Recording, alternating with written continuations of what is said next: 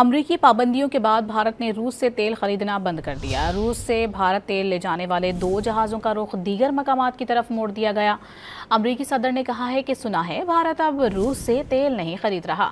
सदर ट्रंप ने रूस को खबरदार किया है कि अगर उसने यूक्रेन से अमन मुआहदा ना किया तो उस पर 100% टैरिफ आयद किया जाएगा। रूस के करीब जौहरी आबदोजों के तैनाती के हुक्म पर कहा उन्होंने ये फैसला लोगों को बचाने के लिए किया है।